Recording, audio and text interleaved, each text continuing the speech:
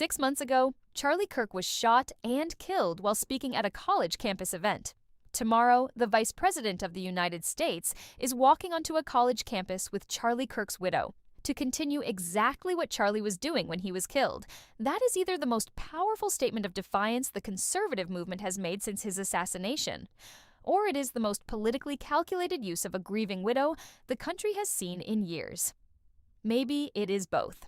Vice President J.D. Vance is set to visit Athens as part of a Turning Point USA tour event aimed at engaging young voters. 11 Alive. The event is happening tomorrow, April 14th, at the University of Georgia. And the reactions on that campus, across the country, and inside the conservative movement itself tell a story that goes far deeper than a single college tour stop. Welcome to the Marquee Report. Let's break this down completely. To understand why tomorrow's event carries the weight it does, you need to understand what happened in October last year. Charlie Kirk, founder of Turning Point USA, one of the most recognizable faces of the modern American conservative movement, was shot and killed while speaking at an event on the Utah Valley University campus. He was at a college tour stop, doing exactly what he had spent years doing, talking to students, building a movement, engaging young voters. He was assassinated in the middle of it. The shock that followed was immediate and enormous. Charlie Kirk had built Turning Point USA from nothing into one of the most influential conservative youth organizations in the country.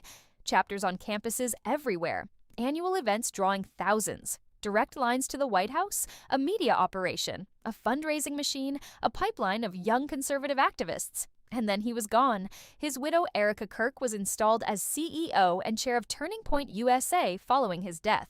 Now Georgia, she stepped into the most public and most scrutinized role imaginable, leading her late husband's organization while grieving, while raising 2 children, and while being watched by every faction of a movement that does not hand over power quietly.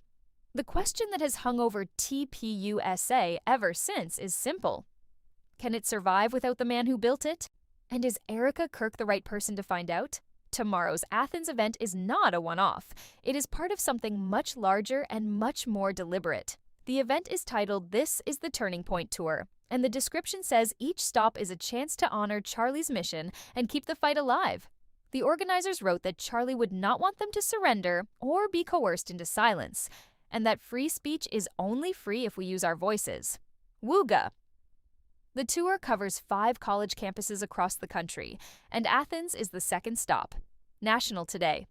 The speaker lineup across the tour includes Vice President J.D. Vance, Donald Trump Jr., Press Secretary Caroline Leavitt, Border Czar Tom Homan, Vivek Ramaswamy, Matt Walsh, Michael Knowles, and Lawrence Jones. The Turning Point Tour, that is not a college tour. And that is a who's who of the current American right showing up at universities to tell the next generation of voters what they believe and who they should be. The choice to stage this tour on college campuses specifically is intentional and pointed. These are the environments the conservative movement has spent years arguing are hostile to their ideas. These are the spaces they have built their entire brand around challenging. And now the Vice President of the United States is walking into them with the widow of the man who was killed doing exactly this. The symbolism is almost impossible to overstate. The Athens stop is already generating strong reactions across the University of Georgia campus. 11 Alive. That is putting it mildly. UGA students have been sharing their thoughts publicly ahead of the visit. As the midterm election cycle approaches, many different political leaders, campaigns, and movements are mobilizing and trying to build coalitions of voters, especially on college campuses. Red and Black, some students are genuinely enthusiastic. One student said he thought continuing Charlie Kirk's legacy by getting college students involved in a peaceful way and through debate was a positive thing. That framing, debate, dialogue, peaceful engagement is exactly what the tour's organizers want people to hear. Others are less comfortable. Following Kirk's passing, organizers expect a large turnout prompting some concerns about safety. While some attendees expressed unease, others said they trust security measures will be in place for a visit by the vice president. 11 Alive, that safety concern is real, and it is not paranoia. Like the last time a major Turning Point event happened on a college campus, the founder did not come home. The fact that this tour is continuing on campuses with the sitting vice president is either a statement of courage or a statement of recklessness, depending on who you ask. But perhaps the most interesting reaction came from students in the middle. One student said he hoped people from both sides would attend, whether they agree or disagree, and talk it out, calling it the best way to do it. 11 alive. That is the version of this event the organizers are hoping the cameras capture. Not the protests, not the security concerns, the dialogue. Now let's talk about the person who is arguably more significant than J.D. Vance at this event. Because the vice president has been doing events like this for years, Erika Kirk has not. Every appearance she makes in a role like this one is being watched by supporters, by critics, by the factions inside TPUSA who question her legitimacy, and by a public that is still forming its understanding of who she is. This week alone, she has been at the center of a completely separate controversy. An audio recording was played at a TPUSA event in which Charlie Kirk appears to name her as his chosen successor. That clip was immediately challenged by Candace Owens, who called it clearly edited. TPUSA fired back, calling Owens a psychopathic predator. The audio has not been independently verified either way. And in the middle of all of that, Erika Kirk is showing up at the University of Georgia tomorrow night with the Vice President of the United States standing next to her. Whatever you think about the audio controversy, whatever questions remain unanswered about how she came to lead this organization, tomorrow night she is going to walk onto that stage in Athens in front of thousands of people and speak in her late husband's name. That moment is going to be watched by everyone who has an opinion about her. And there are a lot of people with very strong opinions about her right now. Step back from the individual event and look at what is actually happening here strategically.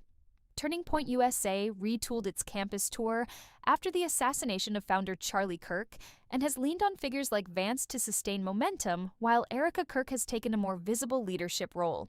The tour slate is designed to keep TPUSA influential on campuses as the 2026 midterms approach. And Hoodline.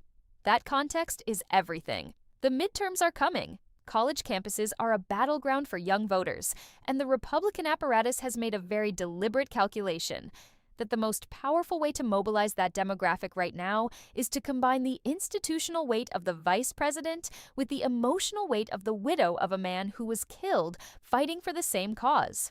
Vance will travel abroad first to participate in high-level discussions with President Trump, optimistic a peace deal is within reach. Despite the overseas trip, organizers say there is no indication the vice president's scheduled appearance at the Classic Center will be affected. 11 alive. That detail is worth sitting with. The Vice President of the United States is managing international talks about ending a war and still making time to show up at a college campus in Georgia for a Turning Point event. That is how seriously the White House is taking this tour's political value. Here is what tomorrow night actually represents when you pull all of this together. It is a test of whether Turning Point USA can function as a major political force without its founder. It is a test of whether Erika Kirk can command a room on her own in a way that builds her credibility rather than questioning it. It is a test of whether the conservative movement's strategy of going directly to college campuses, loudly, visibly, with the highest possible profile speakers, can generate the kind of youth engagement that translates into actual votes in November. And it is happening the day after registration was opened and already placed people on a wait list, which tells you the demand is real. Charlie Kirk had visited Athens previously in October of 2024 as a stop on his You're Being Brainwashed tour, WUGA. That was 6 months before he was killed. Now his wife is returning to the same kind of stage in the same kind of college town, carrying his name, his organization, and the full weight of everything that has happened since. Whether you see that as inspiring or calculated or both depends entirely on where you stand. But you cannot look at what is happening tomorrow and call it small. Here is where everything stands going into tomorrow. J.D. Vance and Erika Kirk will take the stage at the Classic Center in Athens, Georgia tonight. Thousands of students have registered. Some are on a wait list. Security is in place. The cameras will be rolling. The conservative movement is watching to see if Erika Kirk can hold the room. The critics are watching for anything they can use. The students in the middle, the ones who just want to hear both sides and make up their own minds, are the audience that actually matters most. And somewhere in all of it is the ghost of a man who built this organization from nothing, who went to a college campus to speak to students, and who did not come home. Whatever happens tonight, this story is far from over. This has been the Marquee Report.